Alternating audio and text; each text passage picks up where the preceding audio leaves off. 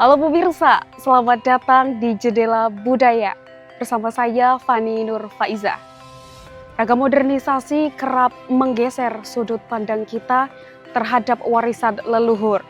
Wayang kulit misalnya, seringkali disalahpahami hanya sebagai hiburan tradisional yang monoton oleh generasi muda saat ini. Kagiat risang kapirangu rinangkul kinempet kempet. Menjadi seorang dalang bukan sekedar profesi, melainkan sebuah jalan hidup untuk merawat peradaban. Di daerah Ambal Resmi, denyut nadi kesenian ini terus berdetak di tengah gempuran zaman digital. Kalimo sada menika tegesipun limo sadane. Eksistensi wayang di Ambal Resmi mengalami pasang surut dari masa ke masa. Namun, makna hakiki dari selembar kulit yang dipahat ini melampaui batas ruang hiburan semata. Ugi saged dipun sebat kalimah sadat mekaten ya Yi. Selain kepemimpinan, seni pendalangan juga memegang peran vital sebagai instrumen pendidikan karakter bagi generasi penerus, sekaligus wadah penyampai aspirasi sosial secara jenaka namun tajam. Sebuah refleksi mendalam dari Ambal Resmi, wayang kulit terbukti bukan sekedar bayangan di atas kelir, melainkan tuntunan yang hidup. Tugas kita bersama bukan hanya menonton, tapi juga merawat cermin kehidupan ini agar tidak retak oleh waktu. Selamat siang, saya Iwan. Saya sedang berada di Desa Ambal Resmi, Kecamatan Ambal, Kabupaten Kebumen, tepatnya di Sanggar Among Raos. Among Raos. Untuk mengenal lebih dalam lagi, monggo dari Bapak Dalang bisa memperkenalkan diri, Pak. Nama saya Among Prasetyo Adinugroho, tapi di panggung saya sering dipanggil Among Hendro Praitno. Profesi saya sehari-hari adalah seorang dalang wayang kulit dan wayang golek. Dan ini adalah tempat kami berlatih sebelum pentas. Jadi sebelum pentas di tempat ini kami melakukan general repetisi atau latihan terakhir. Nah, untuk mengenal lebih dalam, mari kita tanya nih tentang dunia perwayangan ya, Pak. Untuk pertanyaan yang pertama ya, Pak. Sejak kapan sih Bapak itu memulai profesi sebagai dalang, Pak? Saya bermain wayang sejak kecil, sejak kelas 1 SD saya sudah memainkan wayang kulit. Tapi saya menekuni secara profesional sejak tahun 2022, jadi sesudah corona. Ketika Bapak sudah mulai sakit dan saya lihat di Ambal ini khususnya di jalur keluarga yang di Ambal tidak ada penerusnya, saya kemudian terjun ke dalang profesional. Apa sih yang memotivasi Bapak untuk melestarikan dunia perwayangan ini, Pak? Sebetulnya saya belajar main wayang dari kecil dan sering memainkan wayang, baik itu wayang kulit maupun wayang golek. Tapi pada awalnya saya itu belum terlalu interest. Saya mulai tergerak ketika saya mengetahui bahwa wayang bukan cuma seni saja atau budaya saja, tapi ternyata merupakan salah satu sumber ilmu pengetahuan. Artinya ketika mempelajari filsafatnya, saya kaget. Dari wayang itu kita bisa masuk kemana saja. Bukan cuma seni, budaya, sosial, bahkan kimia, geografi, maupun strategi, dan apa saja. Dari situ saya mulai tergerak. Tapi yang lebih utama, ketika bapak saya sakit dan saya menyadari bahwa memang kesenian yang adiluhung ini tidak boleh berhenti sampai di sini saja. Karena warisan leluhur itu bukan cuma Borobudur. Kalau kita mengetahui yang sesungguhnya, kalau Cina itu punya Sun Tzu, kita itu punya wayang. Terus selanjutnya ya Pak, untuk pengalaman yang berbeda dan yang berkenan selama menjadi dalang itu apa, Pak?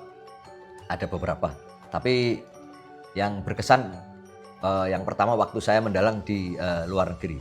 Jadi ketika kita bisa berinteraksi dengan mereka, biarpun mungkin bahasanya karena bukan bahasa ibu tidak tersampaikan, mereka itu apresiatif sekali terhadap wayang. Yang pertama itu. Yang kedua, yang mengesan pada diri saya pribadi, saya hanya sekali di dalam hidup berkesempatan mendalang dan kemudian ditungguin oleh bapak saya membantu saya mendalang. Jadi ini merupakan tantangan dan challenge buat saya, kewajiban tugas sebagai generasi penerus untuk mengembangkan dan melestarikan budaya ini. Ya, untuk selanjutnya ya Pak, bagaimana perkembangan wayang khususnya di daerah kecamatan Bapak tinggal ini, di daerah kecamatan Ambal Resmi ini Pak? Bagaimana perkembangannya Pak dari masa dulu sampai masa sekarang Pak? Di Ambal kebetulan ini saat ini banyak sekali dalang. Jadi baik itu dalang yang secara otodidak karena turun-temurun, karena kebetulan di sini banyak dalang yang turun-temurun. Tapi selain itu juga ada yang bukan keturunan dalang, mereka belajar di SMKI. Jadi alhamdulillah kalau jumlah dalang di Kecamatan Ambal itu tidak sedikit. Karena ada beberapa sanggar yang mereka melatih otodidak dan juga keturunan. Untuk yang selanjutnya itu ya Pak, ketika orang-orang itu mengatakan wayang itu hanyalah hiburan, tapi apakah ada makna tersiratnya di dalam sebuah perwayangan itu Pak? Orang Jawa bilang bahwa wayang itu adalah tontonan juga tuntunan. Tontonan artinya memang itu hiburan, tapi juga tuntunan. Karena di dalam wayang itu terdapat nilai-nilai yang bisa kita ambil, yang bisa membentuk karakter. Yang satu itu. Yang kedua, wayang adalah sumber ilmu pengetahuan. Dari wayang kita bisa belajar apa saja tergantung kita melihatnya dari point of view yang mana. Kemudian wayang juga bisa untuk media untuk sosialisasi. Tapi di sini tantangannya adalah tergantung dalangnya. Ya, selanjutnya itu tokoh pewayangan yang menurut Bapak itu relevan untuk kita jadikan tauladan itu siapa Pak? Sebetulnya setiap tokoh di pewayangan adalah menggambarkan karakter manusia.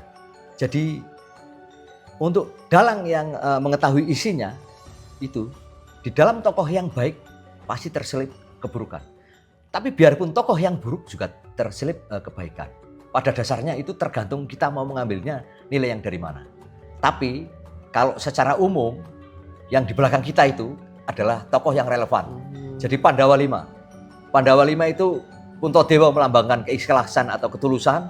Kemudian Bima itu melambangkan keteguhan.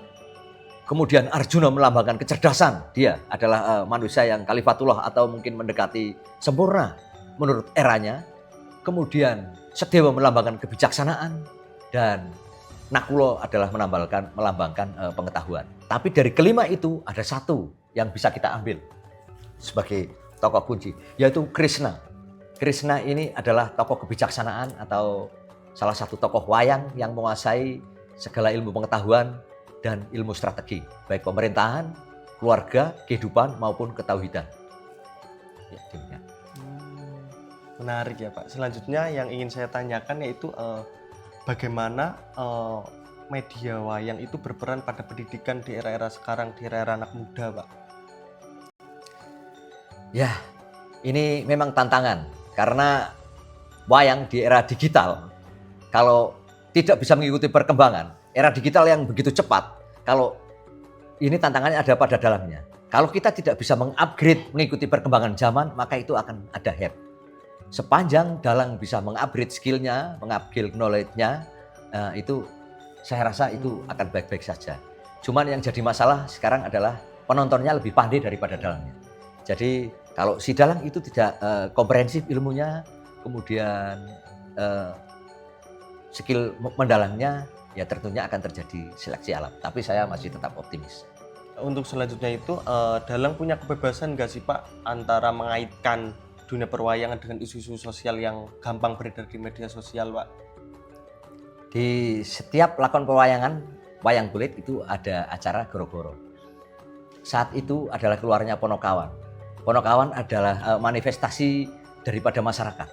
Jadi pada saat itu dalang punya kebebasan untuk mengungkapkan apa saja. Baik itu kritik, baik itu masukan pada waktu acara goro-goro. Karena itu sifatnya hiburan. Untuk kita memasukkan sesuatu yang berat harus dimulai dari sesuatu yang ringan dulu. Jadi kalau menurut saya baik di goro-goro maupun kalau masa sekarang ada limbukan, itu kesempatan dalang untuk menyampaikan pesan-pesan atau kritik-kritik atau mungkin ada keresahan-keresahan sosial yang ada di masyarakat. Ini yang terakhir ya Pak, pesan-pesan untuk anak-anak muda supaya dia bisa lebih mencintai dan melestarikan budaya khususnya wayang itu pesan-pesannya apa Pak? Menurut saya, kalau tak kenal maka tak sayang. Jadi memang kita harus kenal terhadap budaya kita sendiri. Sedangkan sepanjang sepengetahuan saya, banyak orang dari luar negeri yang bisa mendalang dan memainkan kerawitan. Akan sangat ironi apabila kita sebagai bangsa Indonesia, khususnya Jawa, minimal tahu atau kenal. Jadi kita bisa masuk belajar dari hal yang satu yang karakter yang kita sukai, pelan-pelan maka kita akan mencintai. Saya Fani Nur Faiza, beserta seluruh kru KPI semester 6 pamit undur diri. Sampai jumpa di Jendela Budaya berikutnya. Salam budaya. Lestari budaya, jayalah Indonesia.